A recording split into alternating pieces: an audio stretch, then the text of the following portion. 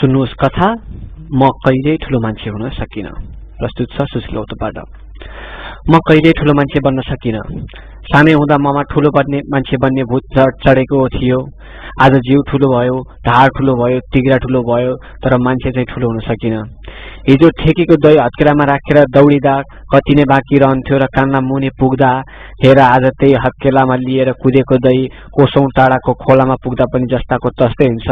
हत्केलाको आकार कत्रो ठुलो भएको छ, मान्छे ठुलो होइन। आमाले खुवाएको 3 औँले दुध मुखमा राख्दा कोख्याई कोख्याई गरेर राख्दा कस्तरी बग्थ्यो ओठमा नथामिए तप्ती।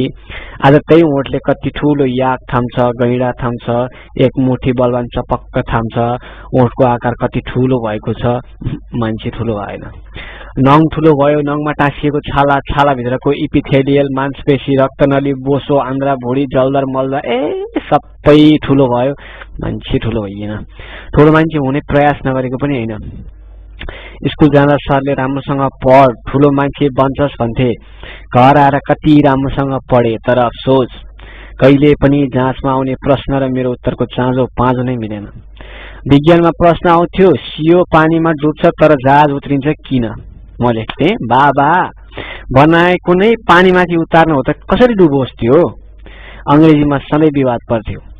TO2 हुने, DO2 हुने अनि जियो चाहिँ गु नहुने, यस्तो नै हुन्छ। यस्ता नाथे कुराबाट माथि हटेर मैले कति किताब पढेँ। मोटो किताब पढेँ, छोटो किताब पढेँ, कलर पढेँ, ब्ल्याक एन्ड व्हाइट पढेँ, श्लील पढेँ, अश्लील पढेँ, साहित्य पढेँ, इतिहास पढेँ, भविष्यवाणी पढेँ। किताबका आकार कति ठुल्ठुला भए, म चाहिँ ठुलो होइन। कहिलेकाहीँ मन्दिर जाँदा आमाले भन्थिन्, कान्छा देउती मातासँग ठुलो मान्छे बनाइदिनु भनेर माग ल। मलाई अचम्म लाग्थ्यो र सोच्थेँ, रातो दिन मन्दिरमै बस्ने पुजारीले त त्यत्रो झुत्रे भएर बसेको छ, दिनदिनै माग्नेको त त्यस्तो गति छ भने हामी कहिले काहीँ आएर हात खाएर माग्दैमा दिनलाई के हामी देउती माताको माइतीपट्टिको हो र? संसारमा धेरै मान्छेबाट ठुला मान्छे बनेका छन्। जर्मन तानाशाही हिटलर बाल्यकालमा राम्रो चित्र बनाउँथे भनेर मैले पनि सानैदेखि सुनेँ। त्यही सिको गर्दै मैले पनि ढाडे बिरालो, रातो भाले, घैँटोको चित्र कार्बनले छापी छापी नबनाएको कहाँ हो र? खै त म ठुलो मान्छे बनिन। कतिपय कवि कवियत्री सानै उमेरमा कविता लेख्छन् भनेर मैले पनि सकि नसकी कविता लेख्थेँ यस्तरी, आज हामी साना छौं, भोलि ठुला हुनेछौं, पढी लेखी ज्ञानी भई देशको सेवा गर्नेछौं। तिग्रा यत्रो भइसकेको थियो, साना छौं साना छौं साना छौं, तर को ठुलो भएर कसको सेवा गर्नलाई? ब्रुसलीको बडोपन देखेर म नडाडिएको पनि कहाँ हो र? ब्रुसली जस्तै सुरु बन्नको लागि मैले गोठाला जाँदा कति गोठाला पिटे, ठुलो मान्छे बनिन। धेरैले सुनाए गौतम बुद्धले रोगी र बुढो देखिएर विरक्त भए अनि ध्यान गरे अनि मानवबाट मानव बने अरे। तर म त्यो वीरस्थल अगाडि कति देखेँ, इमर्जेन्सी बिरामी, लुला, लङ्गडा, मर्दा मर्दैका बुढाहरू, तर कहिले पनि विरक्त चाहिँ लागेन, न कहिले ध्यान नै गर्न पर्यो। अनि कसरी हुनु त ठुलो मान्छे? एक दिन मलाई आफ्नो जीवनदेखि नै विरक्त लागेको थियो। अनि त्यही विरक्तको फाइदा उठाएर मैले जबरजस्ती ध्यान गर्न बसेँ त्यही रत्न पार्कमा। मनुष्यले अन्तमा किन सिल ट्युमर चपाउँछ भन्ने नै मेरो विषय थियो। मनुष्यले अन्तमा किन सिल ट्युमर चपाउँछ? बडो चिन्तनका साथ ध्यानमा बसेको थिएँ मैले त्यो रत्न पार्कको चौरमा। बिस्तारै मैले मानव जीवनलाई राम्रोसँग अवलोकन गरेँ अनि मृत्युको कल्पना गर्दै बडो गम्भीर मनन गर्दै आँखा चिम्ले। बिस्तारै मेरो आँखा अगाडि अन्धकार छायो।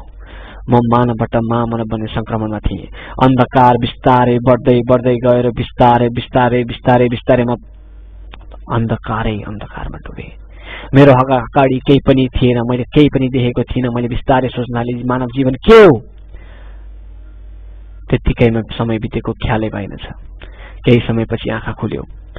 दिव्य ज्योति प्राप्त भएको भान हुनु मात्र के लागेको थियो, अचानक छानाबाट फुत्ते खसे जस्तो भयो। छेउमा राखेको फिटराइट कम्पनीको छालाको जुत्ता बेपत्ता भएछ। साथसाथै भर्खरै होलसेलबाट किनेर ल्याएको डल्ले साबुन बेपत्ता भएछ। ध्यान गर्ने म मोक्ष पाउने जुत्ता चोरै लिएर गएछ।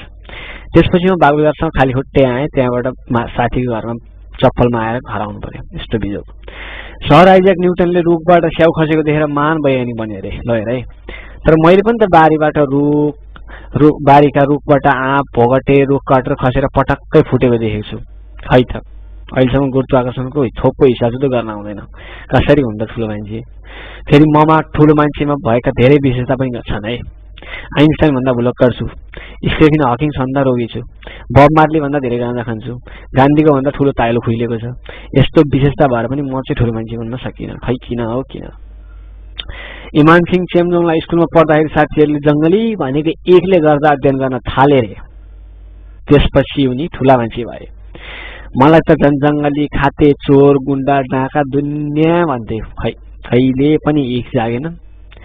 अनि साला उचाइ ठुलो पार्ने क्याल्सियम पाइने, कपाल पाल्नलाई ठुलो बनाउने स्याम्पू पाइने, यौनाङ्ग बढाउनको लागि साधन पाइने, यो मान्छे ठुलो बनाउनको कति चाहिँ किन नपाइने होला? अचम्मक लाग्यो। तपाईँसँग छ कि?